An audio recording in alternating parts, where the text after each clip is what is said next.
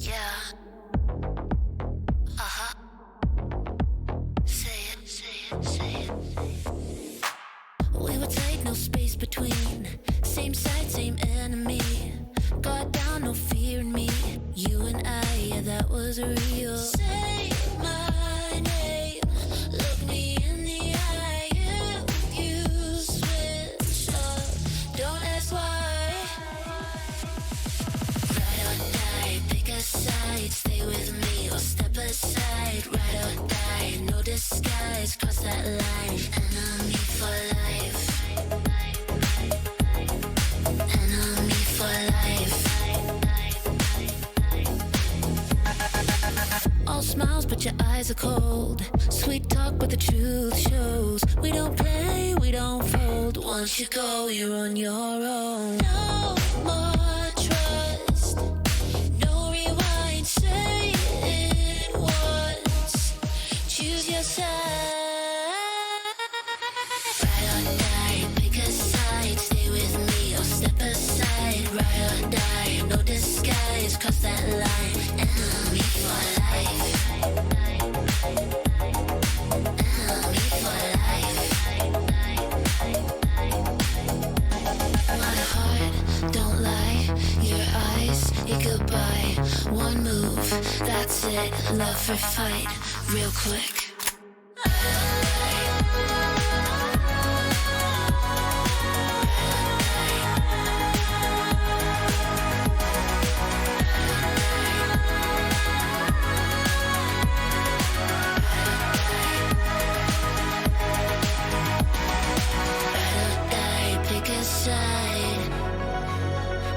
Say it loud, say it right.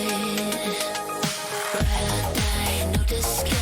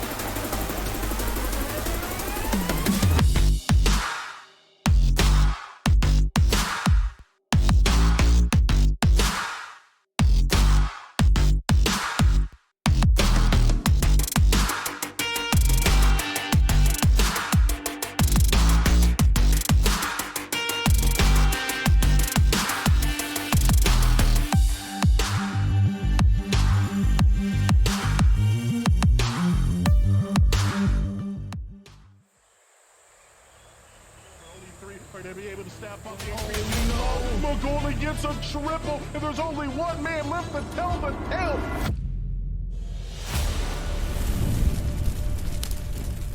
Every battleground remembers the past, but today, we choose what comes next.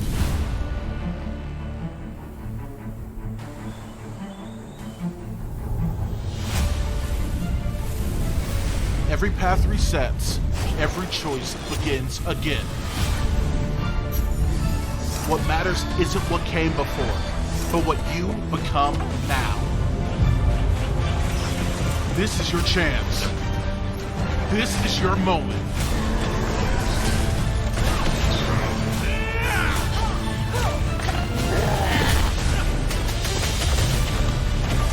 Because a single moment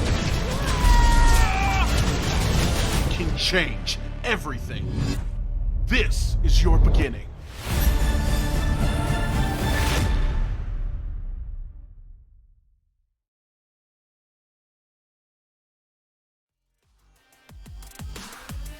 Up, ladies and gentlemen, welcome on in. This is the PCC. We have a treat for you guys at home today. It's going to be an absolute bang of a broadcast, some absolutely great games, but this is the Spring Open Qualifiers, the first step towards the top of the mountain, the pinnacle at the end of the year. My name is F6, and I'm joined here with Haru and HD Philippi. How are we doing today, fellas?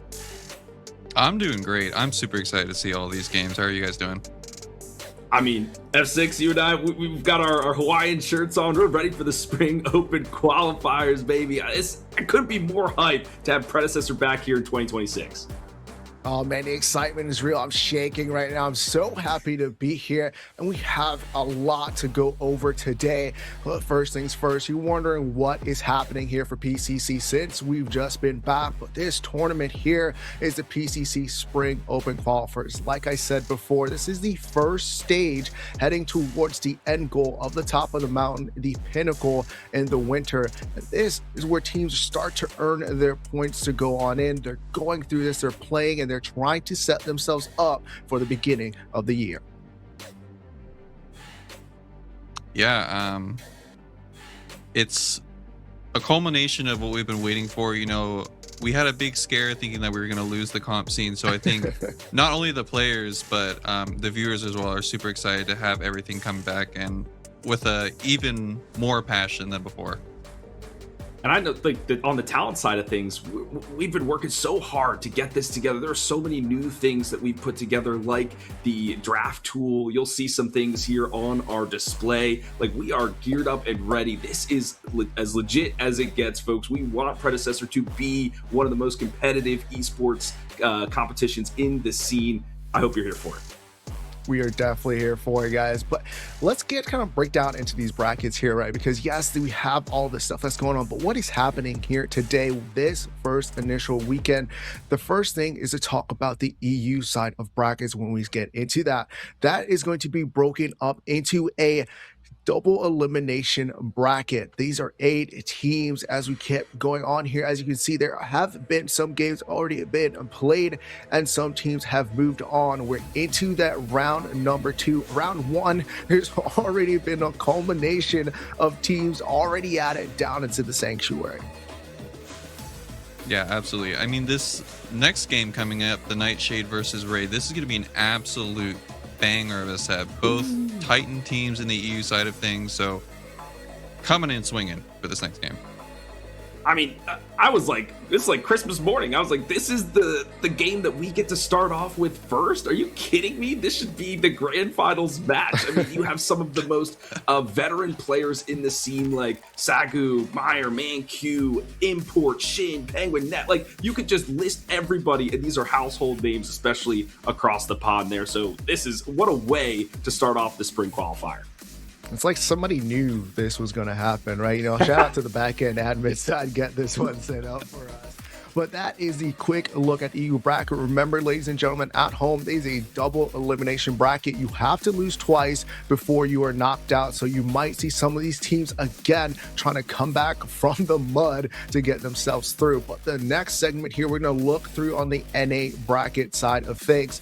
NA bracket is going to be broken up into two brackets. We had 32 teams signed up for that one. We have a NA bracket A going on to the left-hand side of things for it, and this is what is coming up next. They are getting themselves ready here. They have some teams that are already moved on as well, looking to get round one finished, heading into round two. Yeah, NA is just absolutely full of passion. The amount of teams coming in for this, it's wild, and with that comes a lot of storylines, whether it's something like Pinzo versus the Wangler or Kev Kaioken versus Nightshade. There's a lot to take in for this tournament. Yeah, and I'm glad to see that SSJ, that's Kev Kaioken's team. You might have seen him on stream, right, in the dojo. He's already made it past best of one with his squad. Moving on to round two. So that's going to be a team to watch for sure. There's just so much excitement around this NA bracket A side. We haven't even gotten to the B side yet, Six. We have not just quite yet, but as you can see, we are now moving on to the other side up to the B bracket. And onto this side, same thing as well. Round one, most teams have been completed heading into round two, and there are still some more top contenders on this side. And for me, I am looking at the Suns. These guys have been proving themselves leading up to the very first PCC of 2026. Yeah, Suns are definitely a team to watch out for. They're coming out winning the Soul Reaper tournament for those who caught that. So they are definitely a powerhouse team that will be contending for that first place spot. Professors, a familiar team with a little bit of a mix-up. Survivor, for example, who has been known for the ADC role, has recently role swapped to the jungle for this tournament. So I'm really excited to see how he performs going forward. And I want to talk about some of the other teams, like Team Half HP, right? There's a bunch of great up-and-coming lads on that squad, like Mighty U, like Marco. Like, there's so many people that you should be excited to see moving forward and getting better as they face some of the top competition in the scene. Man, just so much going on. EU, NA, and this is going to be NA bracket A and B into the open qualifier stage. Those two brackets are going to be double elimination as well. So you have to lose twice before you are knocked out. And more with that, they are going to go through 8 teams. There's going to be 4 teams out of each bracket that are going to move on to go into our top 8. And then we're going to have a final bout next weekend. But let's focus on what's going on for this very first day, Saturday. There's going to be a lot of teams pushing for that. And the reason for that is because there are pinnacle points that they are fighting over. And these points are crucial to getting yourself to the top of the pinnacle at the end of this year. But you have to start early. You got to start in the spring. And as you can see down below us, those are the values for the top 1 through 10 teams here. And these are how they're going to try and push themselves to be at the top of that ladder.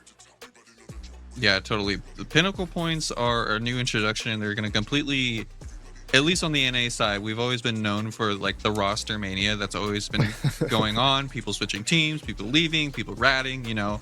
So this is an incentive for teams to stick together and continuously grow as the year goes on. I'm elated for pinnacle points because as a broadcaster, you want the storylines, and every time people switch, you're like, can we just get a consistent team out here, right? We have the team names, but the players are always moving around. So more incentive to make sure that the teams stick together, really become a cohesive unit, and maybe grow over time, get some orgs involved, whatever it may be. So love the pinnacle point addition here for 2026. And not only that, right? You're thinking about pinnacle points. You're like, man, well, I get to participate inside the end of the year tournament. But like we've discussed, you've seen the esports blog, if we're able to kind of just grow the scene, right, not just through the viewership but through a lot more different avenues, we're able to possibly have a land. So you want to be able to be there for that, but we have to be able to fund a lot of these tournaments to get yourself towards that land. And the best way that we know how for sure is to give you some good looking skins in game to make sure you look your best, try and play your best to be inside PCC. And that's why we have these Victorious Esports bundles that are now live inside the game. And I mean, wow, for me, Yuri is an absolute perfection with that yellow and black. Yeah, no, these skins were an instant pickup for me. It brings a lot. It's not just a skin. There are also icons, banners, and then for the skins themselves, they have a really nice decal where if you're loading into the game, it actually changes the background of the loading screen, so it actually makes you pop even more. But yeah, these bundles are super important. Every purchase supports the esports scene, but even if you aren't able to purchase the full bundle, if there is at least like one skin, one icon, one banner, if you're able to purchase that, all of that will go towards the collective pot, so everything does help. 100%. I mean, I drove home from work that day. I was like, I gotta get the bundle real quick on my lunch break, and then it came back. So, but it's absolutely awesome. And there's a couple. I got the support one too because I'm a support player, so just picked up some of those things there. Out. But every purchase matters, as Haru said. So please support us, support yourselves. Get one of those bundles today. Definitely a way. We want to keep more PCC tuned for you guys the entirety of this year. But with that, we went through the tournament info. You know how they're going to have to get to the pinnacle at the end of the year. You've seen the brackets and you've seen us break down the big esports bundles. But what we haven't had a chance to do yet is take a little bit to hear from the players. And you know what? We have that just for you.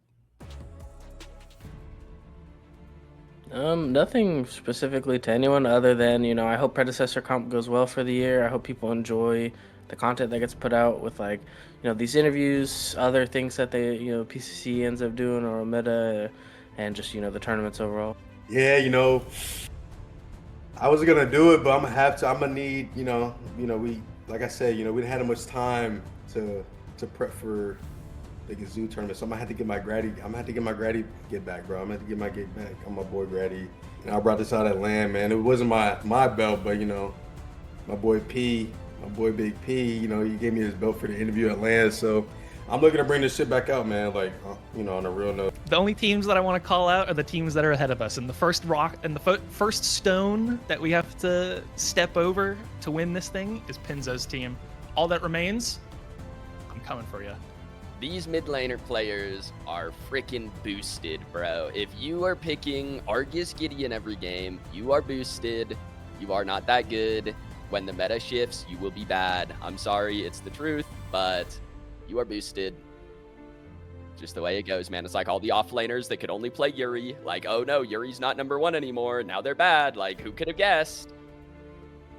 Tune in and definitely check our team out because I think we can beat any of the teams on the tourney day. Calling out the professors, they picked up Appy. I don't think they know that he's gonna leave them in a few days, right after the tournament begins. When it comes to calling out a team, I just want to see what Nightshade has to bring up. You know what I'm saying? Like, I know we had like a little squabble in the last Soul tourney, but I do want to see Nightshade.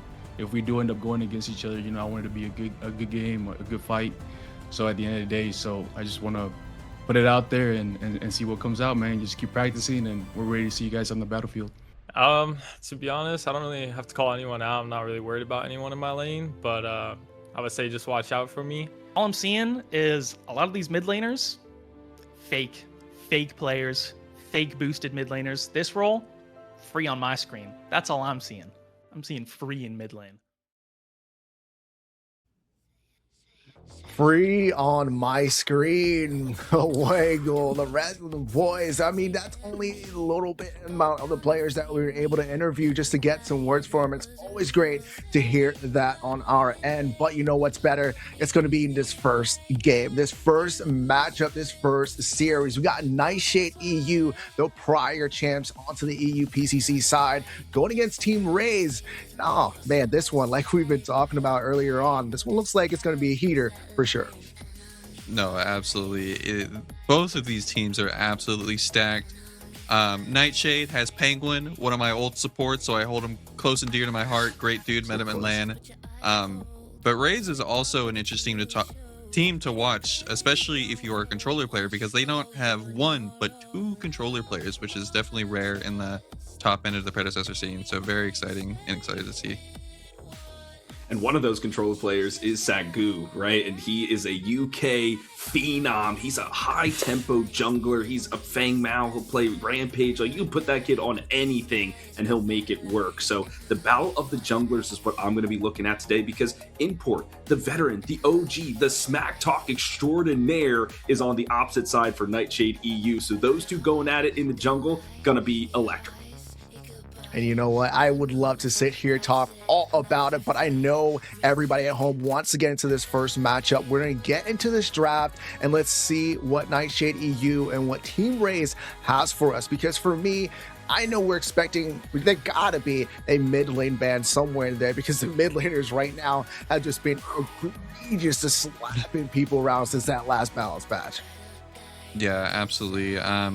There are just so many picks due to this patch where they bring a lot to the table. Mid lane, especially in NA, has been a really big focal point in terms of bans. You have picks like Argus, you have picks like the Gideon, the Neon, all just bringing so much to their team, whether it's through straight up damage, utility, and stuff like that.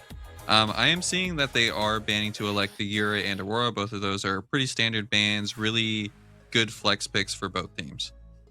And then they go for the Grux next, which makes sense because Morose on the side of Raze, that is like his favorite character ever. He is so good, and Grux really strong right now in the off lane, so just got to eliminate him from the pool. What I'm most interested here, fellas, is how Nightshade has adapted, or EU has adapted to this meta, because they're more of this methodical, slow grind, win one battle, win the game kind of thing. But with this burst meta, is that play in their favor, or will they skirmish a little bit more? We're going to find out here today, Six. Oh man, you're talking about skirmish, and I know Zaris, the big Coliseum, the guy that likes to run at you, and there's not too much that you can do, has been picked up here from the side of Nightshade EU. So already they're looking to bang down onto the Sanctuary. Yeah, the big lizard, it's a super strong pick for Nightshade, especially just because it is a triple flex for the team. Penguin will play at support, and I have seen him play at support. Raze responding with the Neon as well as the Narbash. Narbash isn't something that you see too much in NA, just because NA likes to play more for prio. So I'm really interested to see how Raze approaches their duo lane matchup going forward.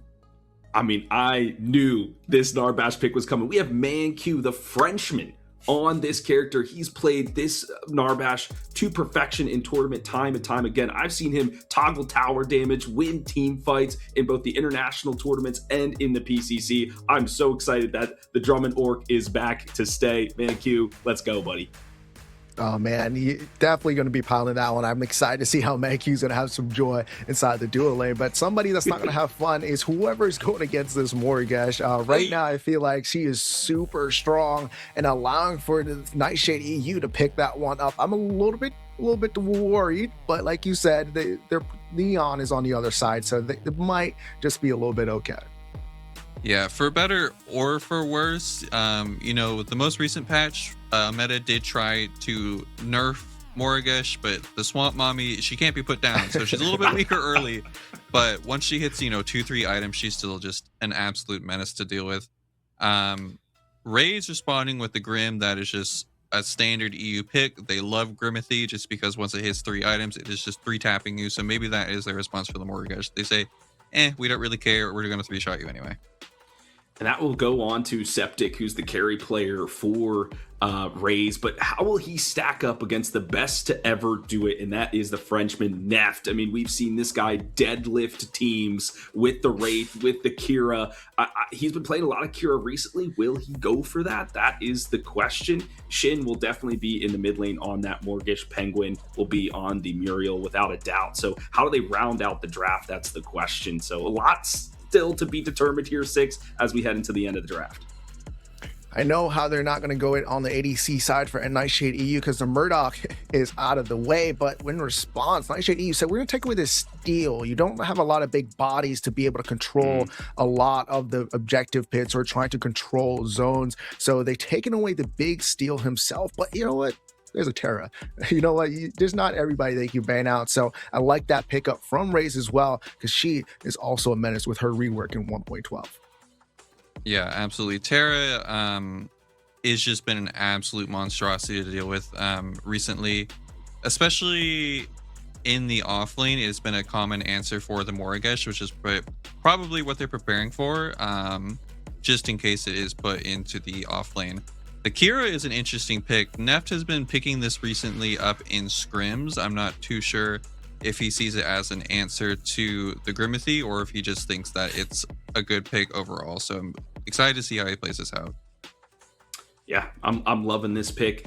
I want to go back to the Steel because the EU side has been playing a lot of Steel jungle, which has been interesting. It's a slower tempo, but you try to compensate with that for higher damage in your duo lane and in the mid lane. But I think they're just like, we don't want any of that. We'll take the Steel out. The Sevrog, though, that is an interesting pick for the offlane. Bond Druid is the offlaner for this team if M is not playing because he's the assassin specialist. So Bond Druid, more of the tank bruiser specialist, makes sense to give him his pick here in the Grim Reaper. Oh man, it's starting to round out these comps, and Feng Mao is going to be the last one. This one I haven't seen too much of when you've been watching some scrims, but I'm excited to see how it's going to be piloted here for Team Raze. I always like seeing these EU drafts because they always bring something a little bit new from this across the pond. You know, just like, you know, I haven't really thought about this before, but EU's always here to bring the new tech and see how that one works out. I mean, looking at these two comps already, guys, I mean, it's going to be a hard choice for me. I think if I had to pick, kind of Team Raze here is looking good for me. I'm just scared of that Terra, that Grim, like you said, Haru, that 2 to 3 shots. I just feel like it's just going to be just hurting onto the opposite side. Yeah, overall, I really like how Nightshade rounded out the draft here. The Sevrog is a really good pick into the Terra just as the game goes on with the evolved stacks. He's going to be able to just drain the max HP from him, and then he has the Muriel to help support the early and mid game for him. I'm thinking that Nightshade wants to play this a bit more skirmishy. They have Zarus to kind of break up the fights. They have the Morigesh and Kira able to play off angles. Comparatively to Raze, who's wanting to play a little bit more front to back with the Terra, the Narbash, the Neon, with the Feng Mao kind of offering off angles for that team. I had a feeling Sagu would get his pick. He's probably yelling in their team chat like, guys, just get me the Feng Mao, get me the Feng Mao. With his rework in 112 where he scales off of penetration as he gets those bounty marks, I mean, he can cut through some of the armor on the other side, but he's got to be facilitated here through the other lane. So look for the skill shots coming through from this Terra, from the Narbash. But I'm liking Team Raze in this. Might be a little difficult to execute, but I love the characters they've drafted. You know what? We've said a lot. Final predictions. Let everybody know. I personally, I'm going to go with Team Raze. I believe in them, and I think that is going to be my last decision, final from all the thoughts to put in there. For me, I think I'm putting my eggs into the Nightshade just because the Morigesh pick, it's just, as we've been seeing, it's just been super hard to deal with, and Nightshade has the tools within their team comp to let them scale and let the Morigesh get big, along with the Kira also being a great scaler, as long with the Sevrog. So my vote's on Nightshade. My vote's going to go for Team Race. We got a 2 to 3 split here on the desk. This Neon, so bursty, and Mayor, one of the best mid laners in the EU scene, so shifty, so versatile. That's going to be a highlight character, especially with how impactful the mid lane is right now. Whew. Well, folks, you have our predictions, but there's only one way to really find out, and that's to get this game into two people that are going to break it down even further. Ladies and gentlemen, introducing for the first series here, we got TJ, DJ, and Tang to take this one off. Holy, what an introduction, my friends. Thanks so much to the desk and welcome to the casting booth. I'm TJ, I got Tang alongside with this one. We got a TNT cast. First time in 2026 here, looking at some EU action in the Spring Open qualifiers. And Tang, honestly, I think, I'm not speaking for myself here, I think both of us, we looked at kind of the runner's show. We saw, this is our first game, and it was like, man, this is going to be an absolute banger. They look almost unstoppable once the game is in their hands. yeah, I mean, just watching over the game, we didn't see many opportunities for Raze to start this, so to start any fights, I mean. So like, maybe we just have to go back to the drawing board. I like the idea of going for comfort. We did see it on them. Like, Mankyu's Navesh is the biggest meme in the EU scene, so of course he's gonna pick it. Then we have Sagu, of course, on his Feng Mao. But I think for some of these niche picks on the Feng Mao, for example, like if you fight, like if you play the Feng Mao into something that is less bruiserish and more of like a tank, like a steel jungle, for example, or like something a bit slower, then that is going to be to their favor in this next game. And that's the beauty of best of threes. It's not over at all yet. I mean, this is the advantage of a slower paced game as well, is that you can even start thinking ahead to game 2 whilst you're waiting for Nightshade EU to eventually topple the rest of your structures and topple the core. But I'd say it's a commanding victory, 1 game up in a best of 3, more predecessor action coming your way. But I'll do it for us for game 1, bring it back to the desk for the post-game breakdown. Man, you know what? We did get an EU match, but you know what was absolutely great about that? The ending of it when everything started to pop off, and it was fantastic.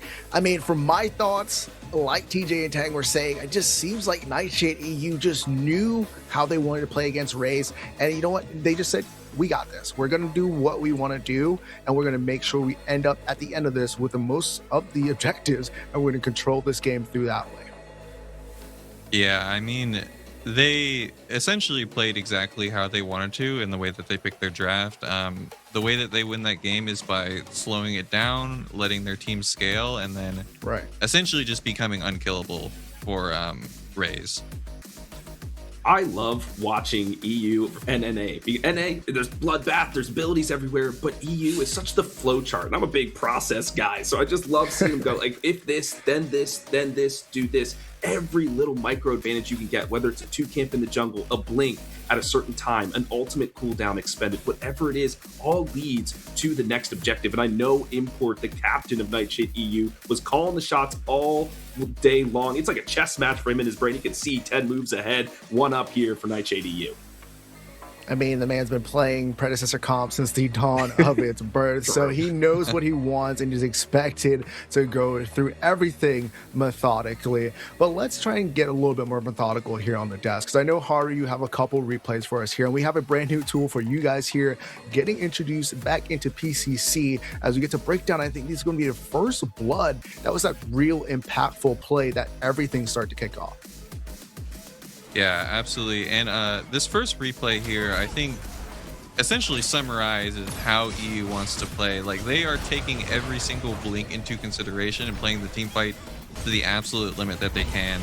We are 15 minutes in here, and still not a single takedown has occurred, and this is just the most extended fight that you could possibly see, which ended up resulting in, I would say, the snowball for Nightshade EU.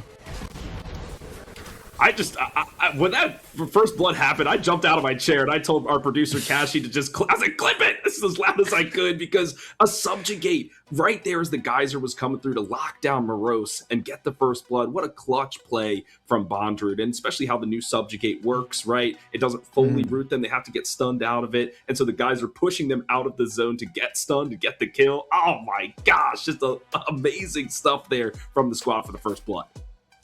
Yeah, you guys don't know. You guys think Philly is excited now. You should have seen him when he's in the backstage. He's like, oh my God, there's action. But there's more action that we're kind of breaking down. Like you said, Haru, that was kind of like the first leading thing into the snowball for Nightshade EU. And then you head on into right by that 21 minute mark. And we're like, whoa, that wasn't like a whole team wipe, but it was enough kills to set them up for the first big war prime. Yeah, absolutely. While we were backstage and then this play happened, we were sitting in call together. And after this occurred, I'm like, oh yeah, the game's over. And everybody's just like, I don't really think so. But just due to the nature of the comps, what Saga was going for, I understand he wants to get the pick to try and make something happen. But it's just to the point where the Morgesh is too tanky with her passive, along with the Muriel preventing the kill. Snowballing Nightshade into 2 kills, snowballing into Orb Prime, which lets them take all of the tier 2s on the map and just further push their gold lead from there. Once again, methodical. And this was Sagu. Yes, that's his signature player at the Fang Mao.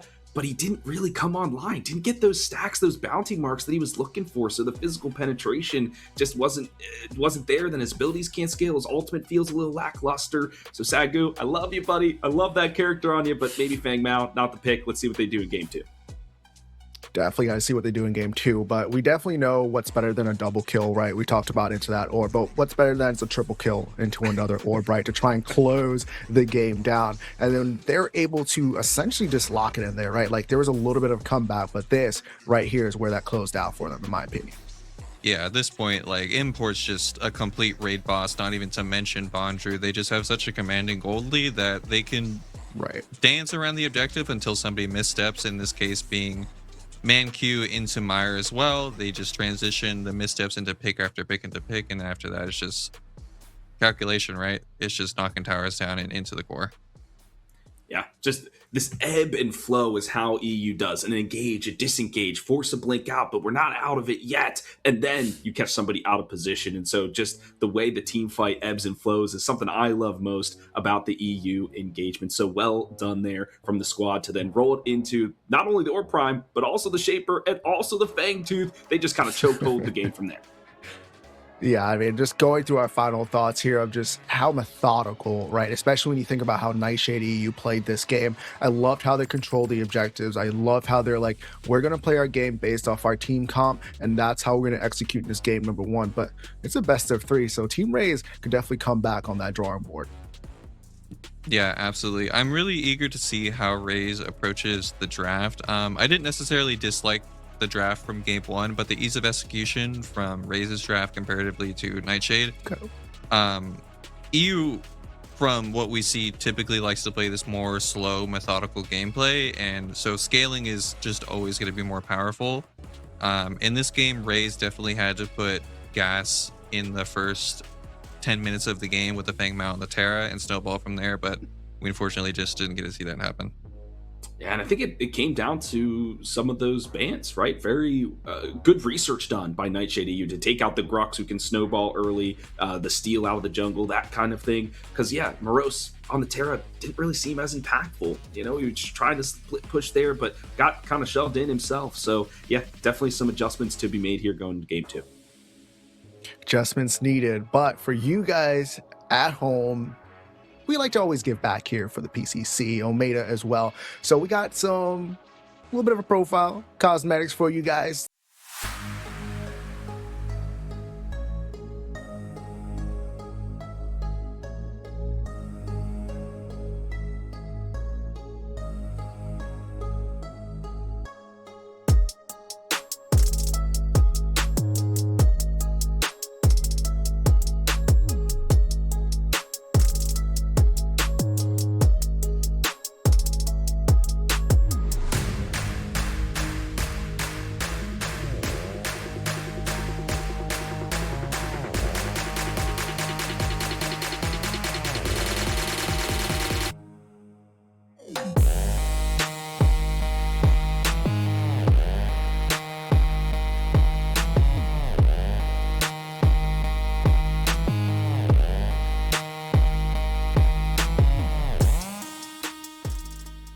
Welcome back, ladies and gentlemen.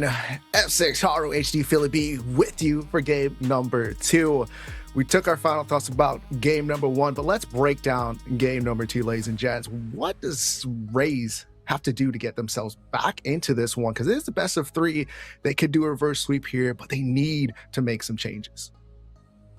It really just depends on the thought process and how they want to approach the future drafts. They have 2 directions, really. They can either continue playing the way that they want to, but just executing better in terms of, okay, we have these early game picks like the Fang Mao, we just need to push our early game advantage and snowball from there.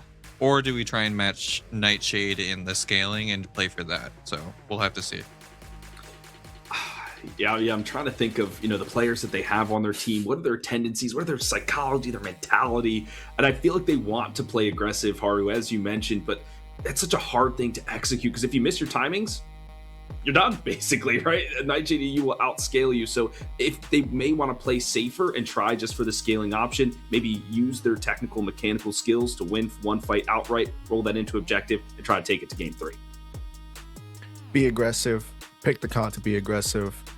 But you know what you have to do? You have to pick it first, right? So we're going to get into game number 2 draft here. As we're going to see how Team Raze is going to be able to kind of flip the script, get themselves back on even footing here with Nightshade EU. Yeah, we'll have to see if we change anything up in terms of the bans. Like, is there something from the Nightshade comp that we've identified as a problem? For example, was the Xerath an issue, or are we just going to continue with the standard bans and just say pretty much a revenge arc? Like, no, the comp wasn't the problem. It was just how we played. And I love the updated graphic that we have here, so we can see what was selected from each team for the last game. So we know that, Zaris, the Morgesh, etc., and how these team compositions were formulated. But it's going to be similar bans: the Aurora, the Ice Queen taken off the board, and Morose, who won't be able to play the Grux, but finally F6 a change up. The Angel, the Guardian of Sanctuary, taken off the board. No reversal fortune coming in to save the day this time around. But you know what? Like you said, they're like, you know what? We do not want the Grux still. We don't want that anywhere inside the off lane, but they also still don't want the Rampage either. So it's expected here from Nightshade EU. Like, hey, we won game number 1. We know who we need to take off the board. They're confident in that. Meanwhile, Raze is like, don't want to give up the Muriel. We're not going to let that happen, right? You're just going to have to take that one forward. That's what they saw. That was their outlier into that game. But now that leaves open to Yuri, right? So here we see that switch up, and Raze already immediately off to a hot start of like, we're going to pick her up. That mobility, that just all around big circle damage that she has. She's going to be a squirrel you want to catch around. No, absolutely. This is a pick that I know Sagu especially loves to play. He is just absolutely dominating not only ranked games, but also top tier games like this as well.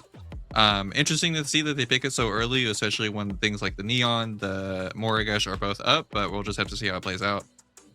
I mean, Haru, I gotta toss this back to you. I mean, is this early? Is this gonna fit their mentality? This early game aggression, right? Is she gonna have those timings? I mean, she can scale a little bit, but you think she's gonna have to win within a certain time frame in this match?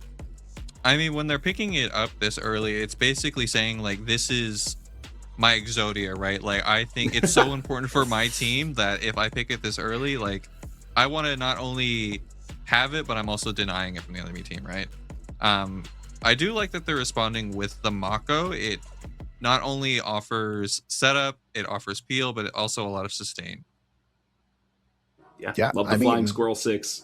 You know, it's just there. But like, I mean, go back to Haru. I know we just broke down that similar part thing, but you see the Morgesh, you see the Mako, and then I'm used to seeing Penguin on the Mako, and then Narbash with Manq, and it's just kind of flip-flopped here. And I wonder how this is going to play out, right? Because you know the aggressive nature of both of these supports. They play a key role into controlling the pacing of this. I kind of consider them a second jungler.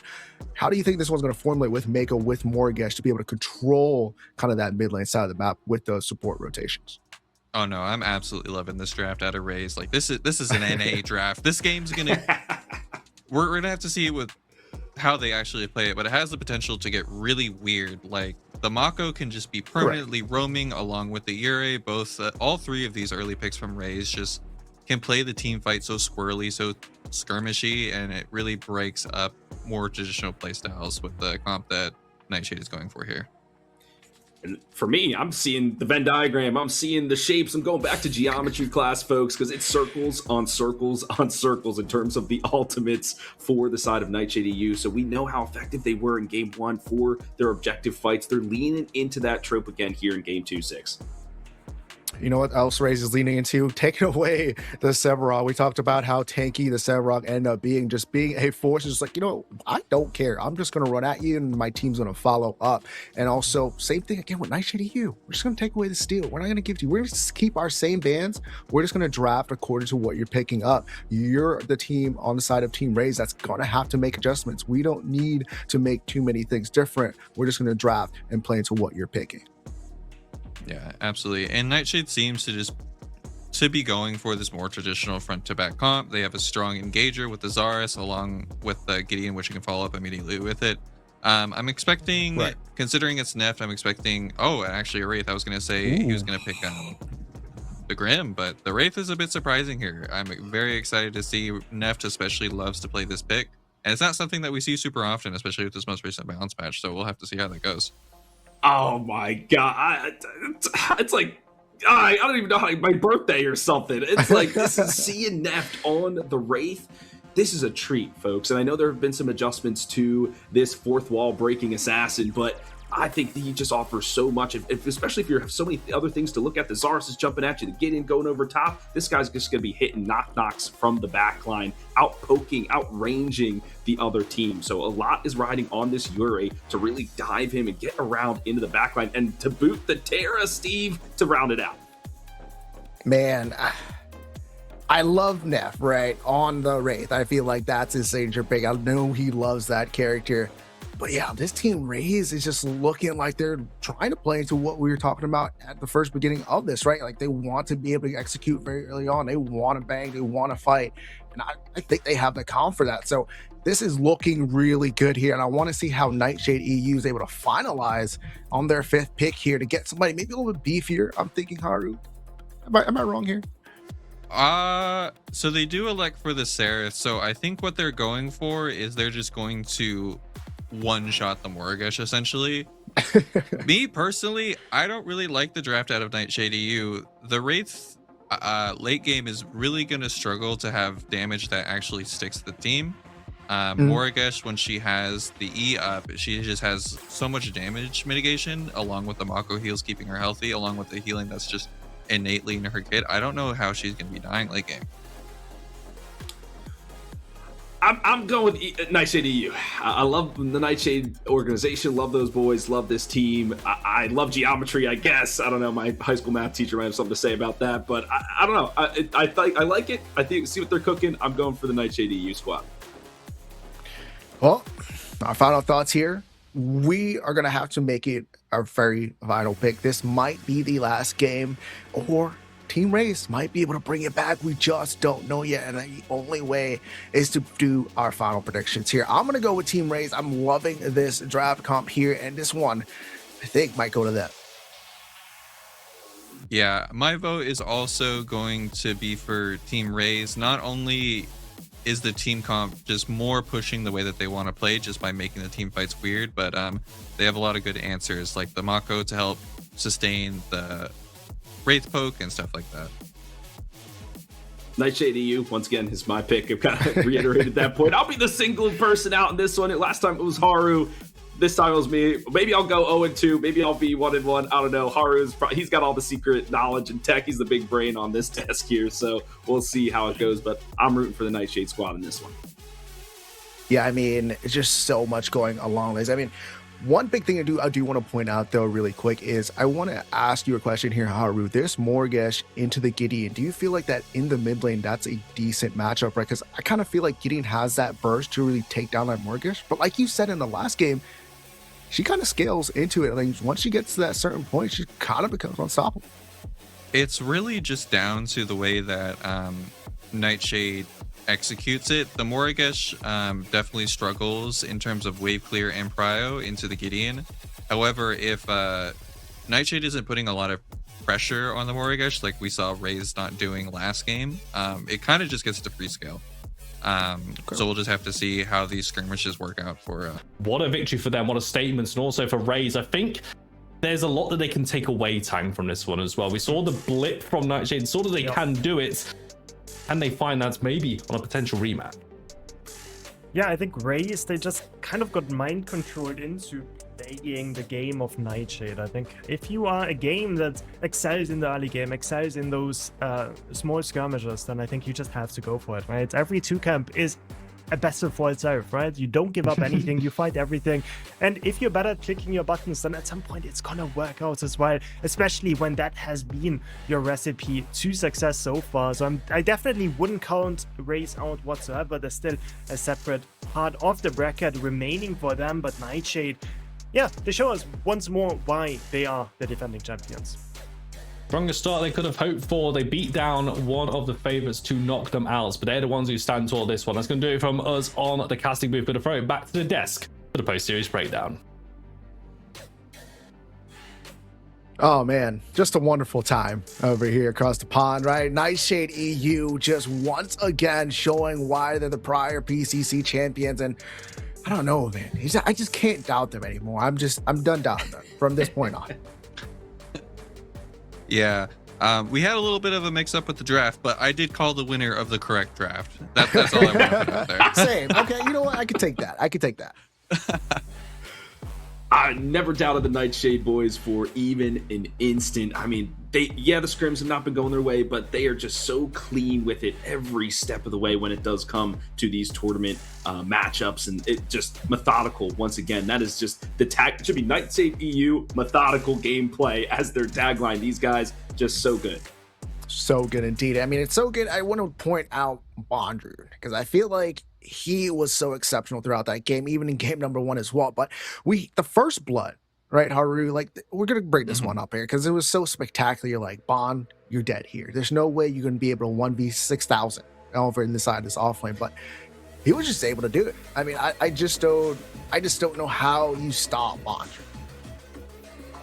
Yeah, absolutely. And once we get to showing the replay, I really like the way that Nightshade responded with everything. We can see the troops coming in, essentially. Nightshade, Bondrewd, he's like, I have mini prime, I'm Terra, I can withhold this gank until my team is able to get here, which is exactly what they were able to do.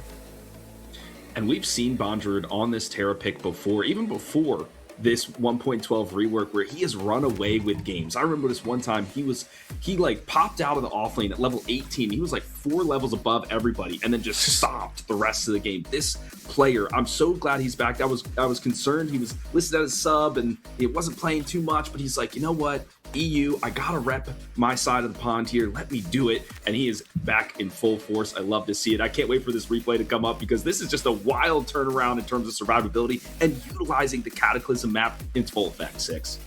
Yeah, I mean, you just can't get any better than this. I mean, you're watching it here live. It's Bondrewd just doing Bondrewd things, right? Exactly. And we can pause it here. So at first glance, this looks really scary, but again, like, the troops are coming, so Bondrewd, being the tank that he is, as long as he's able to withhold this for, a good 5-10 seconds, it's an easy cleanup, right. And that's exactly what we see happen, right? And this, I think, is what blows open the game, right? Bondrewd's able to hold on long enough for everybody to get here, and then it just results in a triple kill for his team, and they just snowball from here. I mean, sorry, I'm typing in the chat. I got Six. I gotta let people know the Telestrator. This is part of the package from our producer Cash. You want be able to break down these plays, sort of like your football matches or whatever. It's so awesome to see this technology in the game of Predecessor, so we can really highlight what these macro interactions, these tiny, minute details that these players are thinking about every step of the way throughout these contests. I mean, just a fantastic gameplay. It's still, I'm still scratching my head, even though Hara broke it down of how Bondrewd survived there. Just too good. I mean, it's Bondrewd. When in doubt, just count on Bondrewd. I mean, there's just such an exceptional player in my mind. There's a reason why he's always at the top of the list. Who's the best in the offlane? And every time it's game day, he comes out and show out. But I mean, there was a chance in this game where Raze kind of had an opportunity to kind of flip the script and come back into it, even after that first blood triple kill. I don't know if that's a first blood or like a triple first blood. I don't know how you count it, but right around that 22-minute mark, right, there was a big Orb Prime fight where like, nah, Nightshade, you still got this, but Raze just kind of turns that one around. Yeah, credit is to credit due. Raze was able to make the game weird, right? So we can start with import going in for the ultimate with Yurei. And Raze does a really good job of pretty much just Uno reversing it for the team, resulting in kind of a restabilization for a bit. But as we saw as the game went out, Nightshade was just able to close it out. And this is one of the Nightshade EU specials, is where they feign to go for an objective. They kind of poke it out a little bit, force you to make the rotation. They disengage and then re-aggress on you. And in this instant, they got caught on their re-engage, and this is the circles on circles. I wish we highlighted there with the Telestrator to see the Coliseum going in with the Narbash, everything like that, and they were able to get poked out. The Grim went down. I love the positioning though from the Mako on that high ground, just pelting in some of the healing, trying to lob in some of those Mako shots, etc. So good positioning from the Penguin on the support, but too much damage to work through in that moment. You know what? When you got enough damage, you can do anything that you want in the game, right? So just kind of breaking down, just our final thoughts on kind of the series. I mean, we know Nightshade EU is going to be the winners of this best of 3 series, moving on top of the winner side bracket, but Raze is not out yet. They still have a chance to come back, and we might see these guys be able to battle it on out. So I'm excited for Nightshade EU. They performed and showed us why they're the prior champions, looking to maintain their title and their crown. Though I'm still thinking Raze got a little bit of like, hey, I need to come back here. Don't you forget about us for too long.